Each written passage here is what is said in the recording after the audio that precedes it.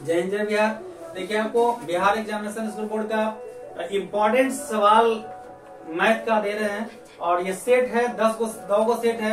9 set में से एक सेट थोड़ा दे चुके हैं हम। 5वां नंबर सेट सबसे इम्पोर्टेंट है जिसे हम बनवा के बच्चे से ही बनवा के आपको दे रहे हैं। आप भी कड़ा मेहनत करिए बिना डर का बिना हिचक का, ताकि कैसे आप सवाल हल कर सकते हैं तेजी में। और बोर्ड का सवाल जल्दी हल करना चाहिए समय बचा के और साफ साफ। कैसे देखिए ये चौथाई के अंदर आपको नहीं लिखना है, इस चौथाई के अंदर नहीं लिखना है, केवल प्रश्न संख्या लिखना है और कैसे उत्तर लिखते हैं सॉल्व लिख करके सारे चीज का ध्यान रखिए और ध्यान से कड़ा अभ्यास करिए जिससे आप अच्छे से अच्छा बना सके। यही मेरा बनाने का उद्देश्य पूरा हो जाए ताकि सफलता आप हासिल कर सके। चलिए सेट नंबर 5 सवाल नंबर 1 आपको पहला सवाल में लिखा है √2 1 है। 4 गो ऑप्शन है, परिमेय, अपरिमेय, प्राकृत और इनमें से कोई नहीं। कौन सा ऑप्शन होगा? √2 अपरिमेय संख्या। अपरिमेय संख्या, ठीक है। चलिए दूसरा, 2 परिमेय संख्या के बीच अधिकतम कितनी परिमेय संख्या हो सकती है?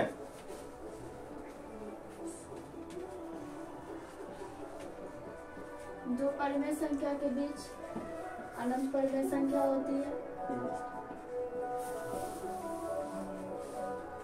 तीसरा सवाल है, आपको 4 को ऑप्शन दिया है, कौन रेखीय बहुपद है? तो चारों हम बोल देते हैं और जो रेखीय होगा उसमें आपको टिक लगा देना है, ठीक है ना।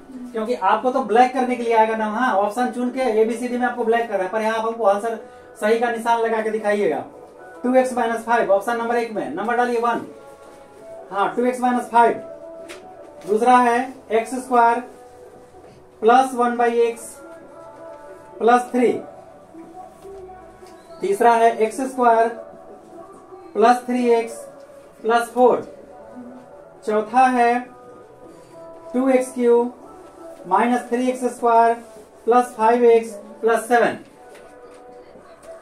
रेखीय बहुपद 2x - 5 है। आपको कैसे पता चला कि वो रेखीय बहुपद है? रेखीय बहुपद का घात होता है 1। घात 1 होता है। तो फिर बताइए ये क्या घात का है? त्रिघात हो जाएगा। कैसे? एलसीएम लेने के बाद। एलसीएम लेंगे तो नहीं होगा त्रिघात। और फिर नीचे जो बटा में x है वो कहाँ जाएगा? बात समझ में आया? तो ये न द्विघात हो रहा है न त्रिघात हो रहा है। ये घात में अगर ऐसा हम यहाँ लेते हैं तो इसका मतलब होगा x² और इसका मतलब होता है x के पावर -1 और +3। तो ये द्विघात में भी झंझट है। पावर में -1 कभी पढ़ाई नहीं होता है। ये आपका द्विघात है, ये आपका त्रिघात है, पर ये गड़बड़ है इसमें, ठीक है। तो रैखिक बहुपद अच्छा सलेक्शन किया है। चलिए ठीक है, सवाल नंबर 3 पढ़िए आयुषी। 3 हो गया ना? हाँ। 4।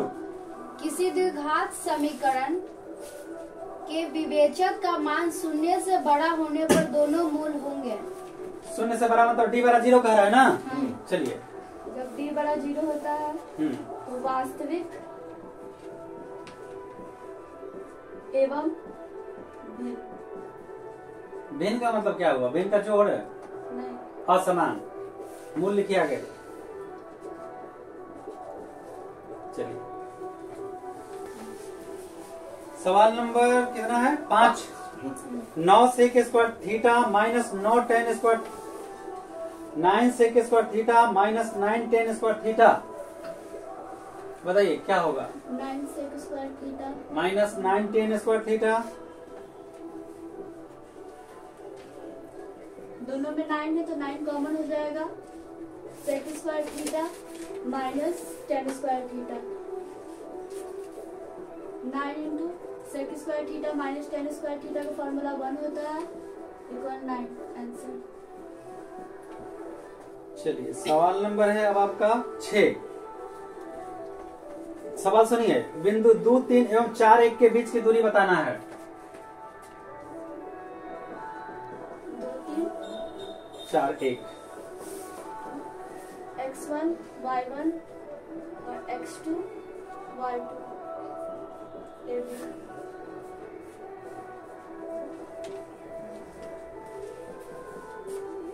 चूंकि AB का फॉर्मूला हो जाएगा √x1 - x2 का whole square plus y1 - y2 का होल स्क्वायर यूनिट √ ये यूनिट आपने क्या लिखा? इसका मतलब आपको समझ में नहीं आता है तो ठीक है, इसको ठीक से करिए। यूनिट का मतलब क्या होता है? इकाई। इकाई, मतलब इसका मीटर में आएगा तो मीटर में, सेंटीमीटर तो सेंटीमीटर में, ऐसा होगा। चलिए बहुत अच्छा, क्योंकि दूरी है, इकाई जरूरी है। x1 है 2 माइनस x2 है 4 का होल स्क्वायर प्लस y1 है 3 माइनस y2 है 1 का होल स्क्वायर अंडर रूट 2 में से माइनस 4 में से 2 जाएगा तो -2, क्योंकि साइन माइनस का मान बड़ा है, प्लस 3 में से 1 जाएगा तो 2 का स्क्वायर 4 हो जाएगा प्लस 4 2 इंटू 4 2 रूट 2 यूनिट। ये आपने कैसे किया? इसको तो 8 करना चाहिए था ना। हाँ तो 2 बार 4 है तो 2 बार इसको गुना कर जैसे देंगे। 1 या 1 2 हुआ, हाँ। तो 1 4 और 1 4 2 4 हो गया। हाँ। और आराम से 4 का वर्गमूल 2 आ गया, रूट में रह गया। यही कहना चाहते हैं ना। चलिए ऐसा समझाइएगा थोड़ा, ये जल्दी हुआ, बहुत आसान तरीका है। 7 किसी बिंदु की y अक्ष से दूरी उस बिंदु का क्या कहलाता है? फिर से सुनिए, किसी बिंदु की y अक्ष से दूरी उस बिंदु का क्या कहलाता है? ऑप्शन दें, y निर्देशांक, x निर्देशांक, कोटि, y अक्ष। y निर्देशांक y अक्ष से उस बिंदु की दूरी क्या कहलाता है? x निर्देशांक x निर्देशांक। रुक जाइए।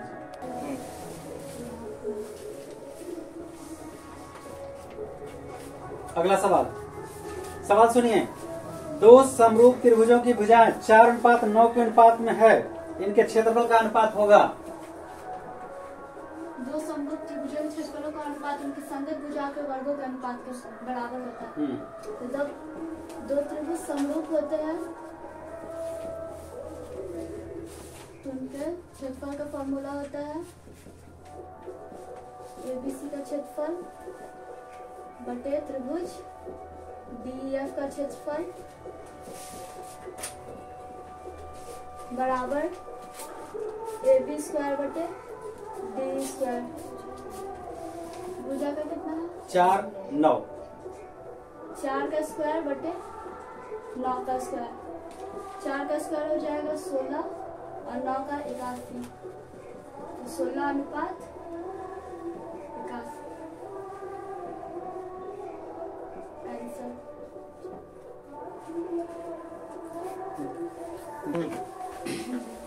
अर्धगोले की संपूर्ण सतह का क्षेत्रफल होता है। प्रश्न संख्या कितना है? प्रश्न संख्या 9 है।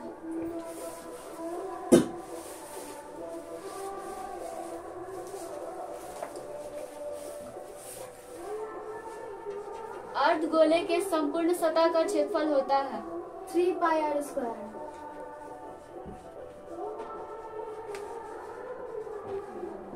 चलिए हटिए, गलत है, ऑप्शन में हटिए। यहाँ इकाई होगा 3 पाई r स्क्वायर, वर्ग इकाई। लिखिए वर्ग इकाई।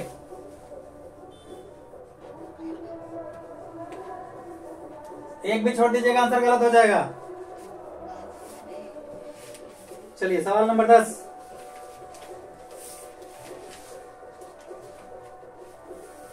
इतना मेहनत से पढ़ाए हैं, प्यार से पेश नहीं आएंगे। 44 मीटर परिधि वाले वृत्त की त्रिज्या होगी r बराबर, चूंकि r बराबर c/2 पाई, त्रिज्या दिया हुआ है 44, त्रिज्या नहीं, परिधि है 44। परिधि 44 है। 2 पाई का मान होता है 22/7,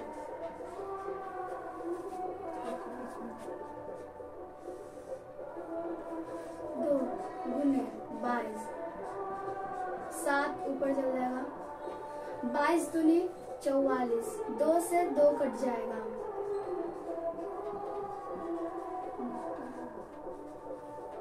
ये आंसर नहीं होगा। यहाँ लिखिए, चूंकि यहाँ लिखिए इसलिए r बराबर, इसलिए r बराबर मीटर में है, सेंटीमीटर में है। हाँ। फुल स्टॉप यहाँ नहीं होगा, यहाँ दे सकते हैं आप।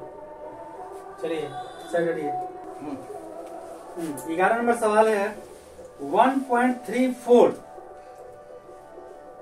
1.34 1.34 4 पर रेकरिंग दीजिए। ठीक है, ये किताब आपको कह रहा है। अब यहाँ लाइन खींचिए, अलग हम सवाल दे रहे हैं। अब लिखिए 1.3 पर भी रेकरिंग है, 4 पर भी रेकरिंग है। मान लीजिए दोनों पर है, तो आप दोनों सवाल को हल करके दिखाइए। इसको परिमेय संख्या के रूप में बदलना है। अंक को उसी क्रम में लिखने पर दशमलव के पहले वाला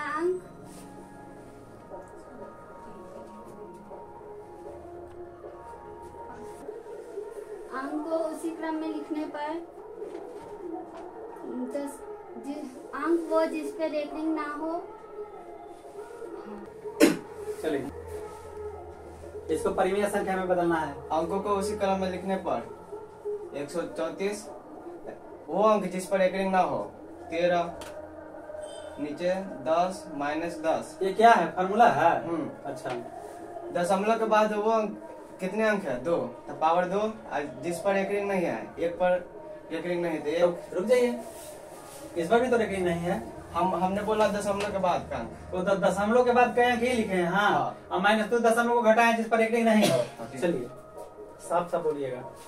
1 2 1 10 का पावर 2 मतलब 100, 10 का पावर 1 मतलब 10। 121/90। चलिए ये वाला देखिए। अंकों को उसी क्रम में लिखने पर तो दोनों सवाल में अंतर क्या है? अंतर है कि इस पर सिर्फ 4 पर रेकरिंग था, इस पर दोनों पर रेकरिंग। दोनों पर रेकरिंग है। उपाय का मतलब रेकरिंग होता है। हाँ। अच्छा, जिस पर रेकरिंग ना हो, 1 पर रेकरिंग नहीं है, घटा देंगे नीचे 10 -10। पॉइंट के बाद कितने अंक है? 2, तो पावर 2। जिस पर रेकरिंग नहीं है तो 1 भी नहीं है तो 0। कहीं का 1 है नहीं, 1 नहीं, दशमलव के बाद का अंक। दशमलव के बाद रेकरिंग है या नहीं उस पर फैसला होता है। चलिए 134 में से 1 घट गया 133। 10 का पावर 2 मतलब 100 माइनस किसी भी संख्या का पावर 0, इसका मान 1 होता है। 133/99। ये हो गया इसका आंसर। ये हो गया इसका आंसर। कितना नंबर है जी? 13 12। पहले लिखा है इसमें सवाल सुनिए। क्या सभी वास्तविक संख्याएं एक परिमेय हो सकते हैं? पहले बताइए वास्तविक संख्या किसे कहते हैं? अपरिमेय और परिमेय के संबंध को लिख के दिखाइए। वास्तविक संख्या लिख के डैश।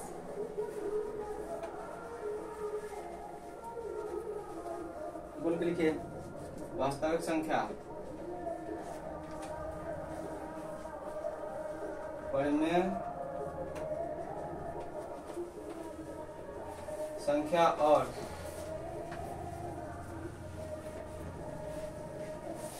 अपरिमेय संख्या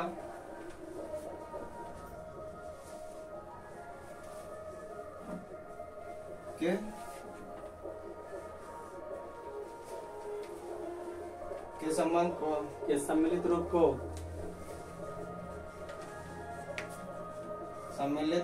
को, वास्तविक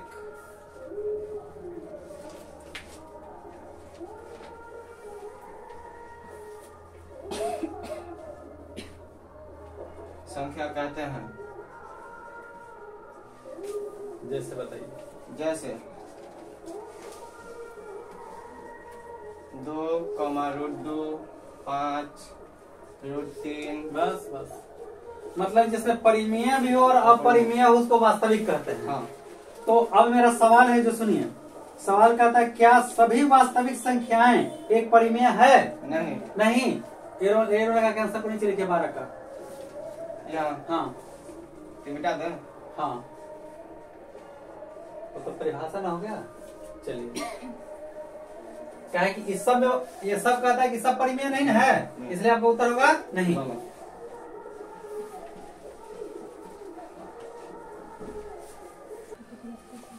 प्रश्न संख्या 13।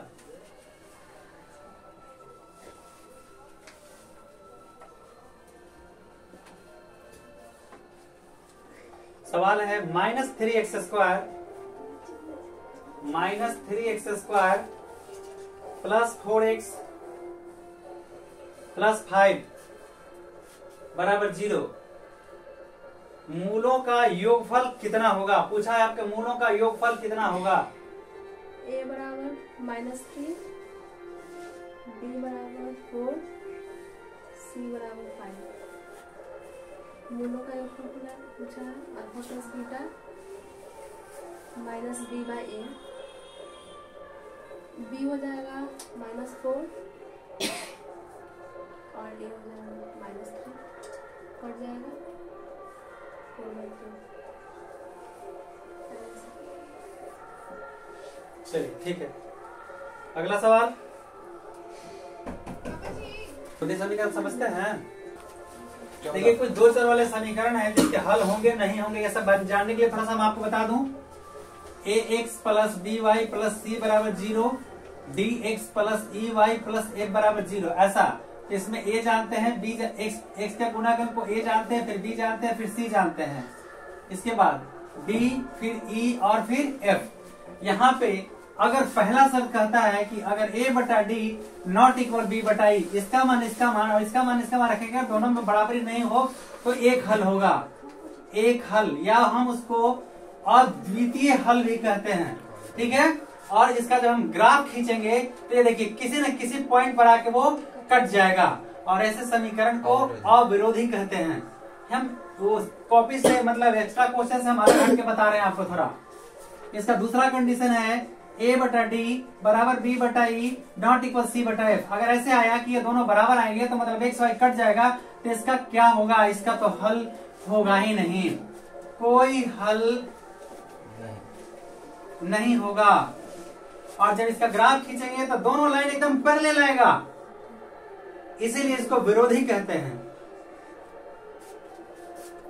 इसका तीसरा कंडीशन आएगा a बटा डी बराबर b बटा ई बराबर c बटा f। अगर तीनों बराबर आएगा तो ये दोनों समीकरण के अनगिनत हल होंगे, इसका अनगिनत हल होगा।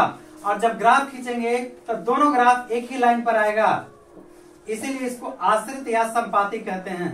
इसको आश्रित या संपाती कहते हैं। क्लियर हो गया? अब आगे क्वेश्चन देखते हैं। 14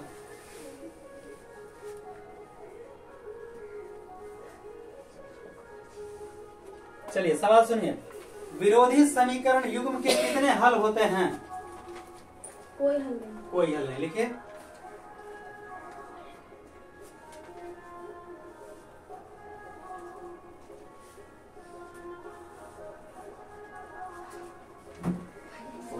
ये जो लिखते हैं ना सॉल्व, इसके नीचे से आप लिखना शुरू करिएगा, ठीक है।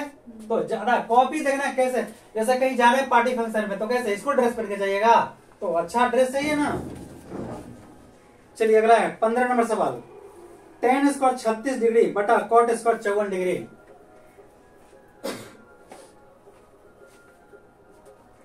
tan स्क्वायर 36 डिग्री बटा cot स्क्वायर 54 डिग्री।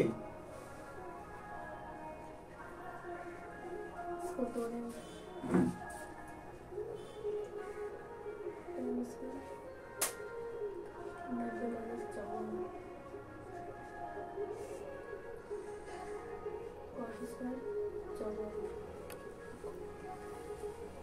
ये हो जाएगा cot स्क्वायर 54 बटा cot स्क्वायर 54 कट जाएगा एक बार में। तो कट गया तो जीरो ना बचा? नहीं, एक बार में कट जाएगा। अच्छा भाग लगाते हैं, ठीक है।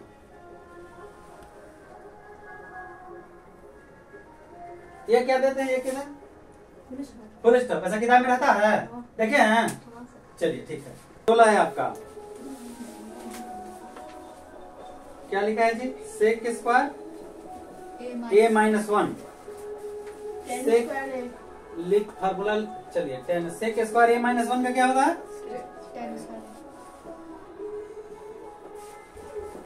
ठीक है। अगला सवाल लिखिए, कितना है जी? 37 का मान लिखिए, 37 का मान 37 डिग्री बराबर 1/2। यहाँ भी फुल स्टॉप होगा, यहाँ भी होगा। अगला सवाल लिखिए, किसी भी वृत्त पर कितनी स्पर्श रेखाएं खींची जा सकती हैं? अनंत।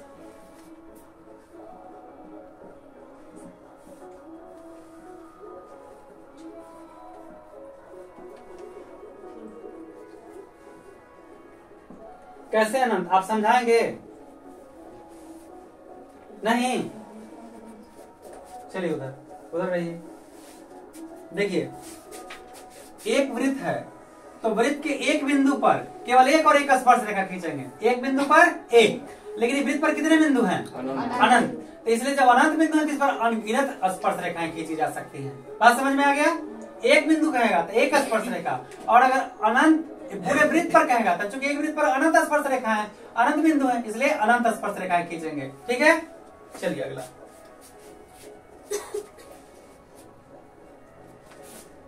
माध्य निकालना है 105। रट के मत पढ़िए, नहीं समझ में आया तो पूछिए कि नहीं आया समझ में। माध्य निकालना है, एवरेज बराबर सिग्मा x बटा सिग्मा। ये सिग्मा का होता है। सिग्मा क्या होता है? यही पढ़े हैं। सिग्मा ग्रीक शब्द है। सिग्मा का मतलब जोड़, एक्स मतलब चर मान। सिग्मा का मतलब जोड़, एफ माने फ्रीक्वेंसी यानी चर मान का जोड़ और बटा बारंबारता का जोड़। आंकड़ा दिया हुआ है 1 0 5। 3 कैसे हो गया? 3 है ऊपर नीचे, 3 से भाग देंगे। अरे 3 कहाँ से लिखे हैं? 3 आंकड़ा दिया हुआ तो 3। अच्छा, हाँ हाँ, चलिए।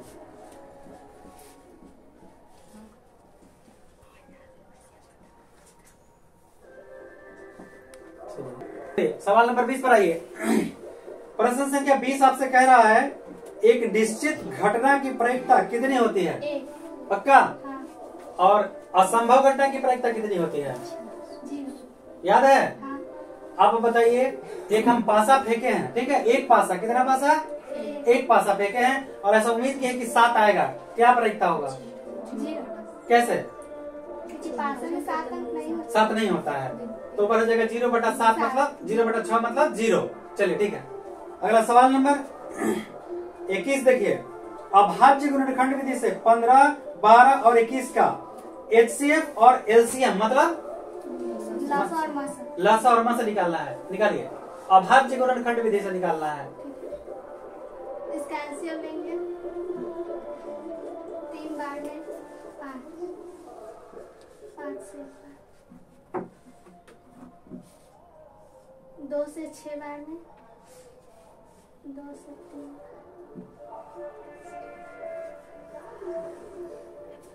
3 से 7 बार में 7 से 1 बार में। क्या एक लाना जरूरी था? यही नहीं छोड़ सकते थे? वो काटो। जरूरी होता है एक जब तक ना आए। ठीक है, चलिए। 15 लिखेंगे 3 into 5 2 into 3 3 into 7 3 के पावर 1 5 के पावर 1 2 के पावर 2 3 के पावर 3 के पावर 7। ये कहाँ से लिखे हैं आप? एक अंक 12 से एक तो समझाइए, वहाँ समझाइए जो लिखे हैं।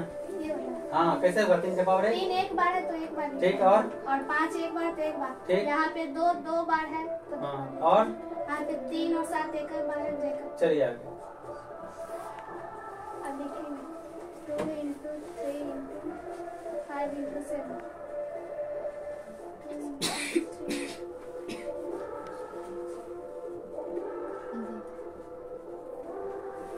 अब यहाँ पे हम आपको टोकेंगे, आप लिखेंगे तो यहाँ तो 3 5 है, तो यहाँ 3 5 के अलावा दूसरा क्यों लिख दिए? अंक को सजाने की। कैसे सजाएंगे? ऐसे लेने में आसान है। हाँ, देखिए यहाँ लेने में आसान होता है। इसमें कौन कौन अंक है सब पहले चेंज करेंगे। तो 3 है, 5 है, 2 है और 7 है। तो हम लगातार अंक सजा के जो इसमें अंक है सभी में लिख देंगे। 2 3 5 7 2 3 5 7 2 3 5 7। अब आप क्या करेंगे? इसका पावर बैठा हाँ बचे पावर। है, इसमें 2 नहीं है तो 2 के पावर 0। अच्छा नहीं रहेगा तो पावर 0। हाँ। 2 के पावर 0 का मतलब क्या हुआ? 1। एक से गुना करके तो फर्क नहीं पड़ेगा। पड़ेगा। बहुत अच्छा, आगे बताइए। 3 के पावर 1। अच्छा 5 के पावर 3 है उसमें ना? हाँ, 5 भी है और 7 के पावर 0। अच्छा आप समझ गए। आगे 2 के पावर 2। अच्छा 3 का 1। हाँ 5 का 0 7 0। अच्छा इसमें 2 नहीं है, 0। 3 के पावर 1। 5 के पावर 0 7 के पावर 1। मतलब ये कि इसमें जितना अंक है गुणनखंड में वो सभी को, चाहे ई में रहे, ई में रहे, चाहे कोई में रहे, लेकिन सब आपको लिखना है, अंक दोबारा नहीं लिखना है। ठीक है। अब 3 था, 3 नहीं था तो 2 लिखे तो 2 के पावर 0 कर दिया। 3 है तो 3 के पावर 1। 5 है तो 5 के पावर 1 और 7 नहीं तो 7 के पावर 0। अब यहाँ 2 3 है तो 2 के पावर 2 और 3 के पावर 1। 5 नहीं है तो 5 के पावर 0 और 7 के पावर 1 मतलब 1 होगा, गुणा करके देते रह जाएगा। 3 नहीं है 3, लेकिन इसमें तो 2 लिखे हैं तो 2 नहीं है तो 2 के पावर क्या कर दिया 0। 3 के पावर 1। 7 के पावर 1। 5 नहीं था 5 के पावर। अब क्या करेंगे आप? लासा और मासा निकालिए। चूंकि मासा बराबर अंक को लिखेंगे 2 into 3 जरा कस के बोलिए। 5 into 7। मासा में जिसका पावर 1 हो, छोटा पावर। मासा में सबसे छोटा पावर। अच्छा इसमें अंक मतलब ये अंक आप लिख लिए सब। हाँ। 2 3 5 आप लिख लिए। अब मासा में क्या चुनेंगे आप? सबसे छोटा पावर। जो सबसे छोटा पावर है वो मासा होगा। हाँ। बताइए किससे छोटा पावर होगा? इसमें 2 पे 0 है, 2 पर 2 है। इसमें सबसे छोटा पावर 2 का 0 है। चलिए लिखिए। इसमें सब पर 1 है तो 3 के पावर 1। इसमें 1 पे 1 है तो छोटा पावर 0। इसमें भी 7 पे 0 छोटा पावर। 2 का पावर 1 इंटू 3 के पावर 3 इंटू 5 के पावर 1 इंटू 1। चलिए गुना करिए कितना होगा? 3। ये आपका आंसर आ गया। हाँ। चलिए हम मासा और लसा बताइए। चूंकि लासा बराबर 2 इंटू 3 इंटू 5 इंटू 7। अच्छा इसमें भी सारे अंक लिख लेंगे आप। हाँ। चलिए आगे आप बताइए क्या करेंगे? लासा में सबसे बड़ा पावर। अच्छा बड़ा पावर को चुनेंगे। हाँ। 2 के पावर 2। 3 के पावर 1। 5 के पावर 1। 7 के पावर 1। 2 के पावर 4। 3 के पावर 3। 5 7 420।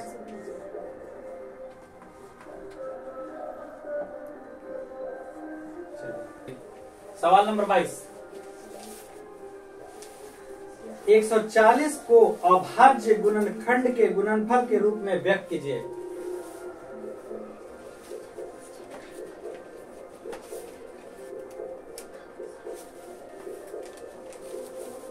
140 का फैक्टर करेंगे 2 से 70 बार में, 2 से 35 बार में, 5 से 7 बार में, 7 से 1 बार में। 140 बराबर 2 गुने 2 गुने 5 गुने 7। 2 बार है, 2 का पावर 2 गुने 5 का पावर 1 गुने 7 का पावर 1।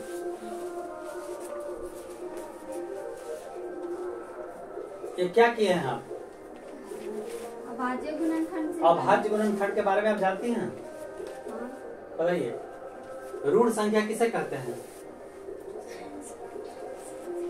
ऋण संख्या को ही अभाज्य कहते हैं। जो खुद से हाँ हाँ ठीक है। खुद से कटे और एक से कटे और खुद से नहीं, 2 एक खुद से कटे और अन्य संख्या से कटे। अभाज्य या ऋण संख्या एक से बड़ी वे संख्या जो एक या स्वयं से कटे अभाज्य संख्या होगी। एक से बड़ी, 2 अभाज्य नहीं, एक से बड़ी वे संख्या जो एक या स्वयं से कटे। तो सबसे पहला कौन चलेगा? 2 से। चलिए अगला सवाल। अगला सवाल है आपका बिना लंबी विभाजन प्रक्रिया द्वारा बताना है कि 17/8 दशमलव प्रसार शांत है या आसान। 17/8 को आपको भाग दे के नहीं, बिना लंबी विभाजन प्रक्रिया के ही बताना है कि शांत है या आसान। 17/8 गुने 2 का पावर 3 इंटू 5 का पावर 0। ये कैसे हो गया? 2 का पावर 3 यानी 8। हाँ। 5 का पावर 0 यानी 1। हाँ। तो 8 गुने 1 तो 8 ही हो जाएगा। ठीक है। तो यहाँ 5 आपने क्यों लिखा? क्योंकि यहाँ पे D/Q में हाँ। बोला जाता है Q इक्वल 2 का पावर n इंटू 5 का पावर n। मतलब कि 2 5 में अगर टूटेगा तो शांत होगा। हाँ। यही कहना चाहते हैं। चलिए क्या हुआ, शांत हुआ या शांत हुआ? शांत जहाँ P बटा Q में Q इक्वल 2 का पावर n इंटू 5 का पावर m, इसलिए दशमलव प्रसार शांत है।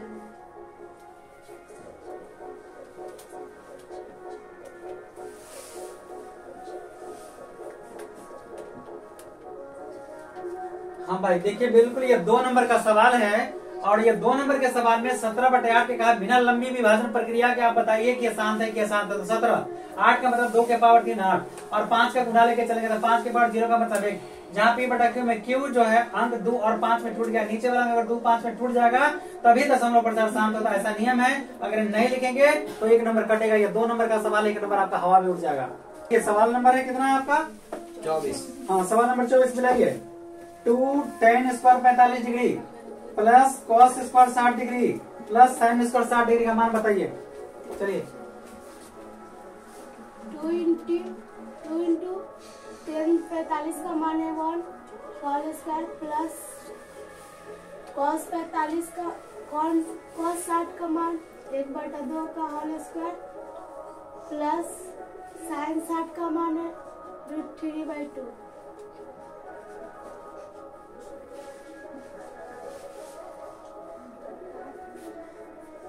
Into 1 plus 1/4 plus 3/4 2 plus 1/4 plus 3/4। अब एलसीएम लेंगे।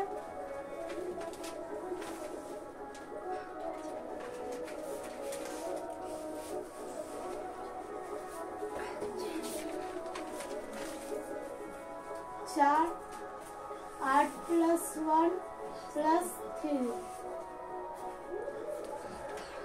12/4 बराबर 3 बार में कट जाएगा इक्वल 3।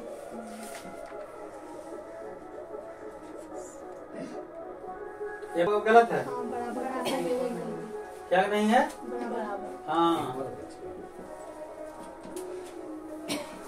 चलिए अब सही हुआ जी। प्रश्न संख्या 25 लिखा है, यदि बिंदु A 6,1, B 8,2, C 9,4 और D P,3 नाम के हिसाब से दिए, ठीक है। जहां था नाम नहीं दे सकते, जैसे कहता वैसे देंगे। क्या बोला? एक समांतर चतुर्भुज है, समांतर चतुर्भुज है, ठीक है। तो शीर्ष इसी क्रम में P का मान निकाले। कहाँ P है? यहाँ। इस P का वैल्यू मतलब ये 3 तो दे दिया लेकिन x4 का मान नहीं दिया है, तो आपको x4 का मान निकालना है, ठीक है। तो चित्रकार चतुर्भुज आपने बना लिया। ये कैसा चतुर्भुज है? समांतर, समांतर चतुर्भुज है ये। आपको सवाल भी क्या है? समांतर। तो x का मान निकालना है। क्या करना होगा इसको? P का मान कैसे निकालेंगे? समांतर चतुर्भुज के विकर्ण परस्पर समविभाग करते हैं। ये समांतर चतुर्भुज इसलिए विकर्ण परस्पर समविभाग करेंगे। तो यहाँ पर 1 पाई, यहाँ पर 1 पाई दीजिए क्योंकि समविभाग किए हैं आप। चलिए इस पर 2 पाई, इस पर 2 पाई दीजिए, मतलब ये दूरी बराबर हो गया, ठीक है। वो एकदम मिडिल पॉइंट है, ठीक है। क्योंकि समांतर चतुर्भुज के विकर्ण परस्पर समविभाग करते हैं।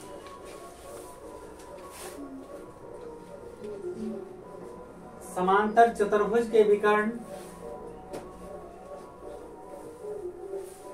परस्पर समद्विभाग करते हैं।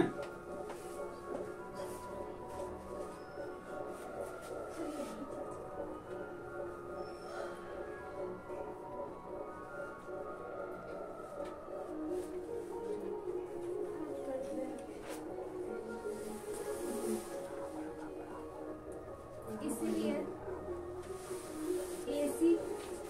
AC का मध्य बिंदु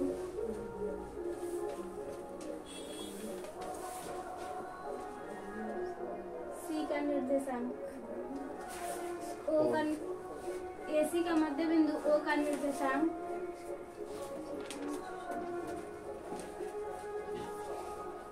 x, y है। मध्य बिंदु का सूत्र होता है x इक्वल यहाँ पे x1 plus x3 equal to x नहीं पता है, x1 है 6, x3 है 9, इसलिए x एक्स इक्वल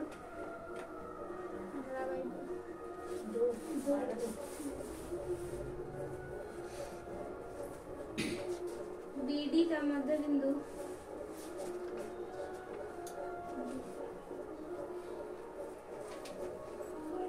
टू का निर्देशांक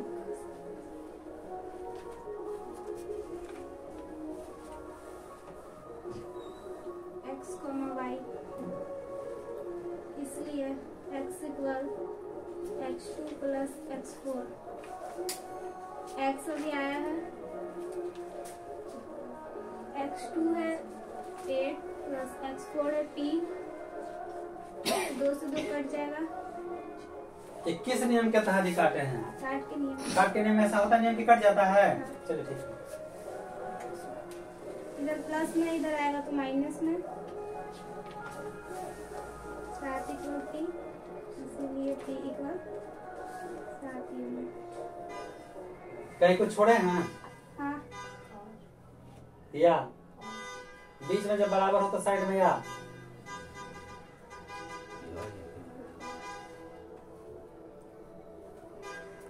ये छूटने का मतलब दिक्कत हो जाएगा। ठीक है, चलिए। अच्छा एक बात बताइए, आपने यहाँ केवल एक से ही निकाला है, वाई क्यों नहीं निकाला? वाई पूछा ही नहीं है। वाई नहीं पूछा, इसलिए वाई निकालने की हमको इसमें जरूरत नहीं है। चलिए बहुत बढ़िया।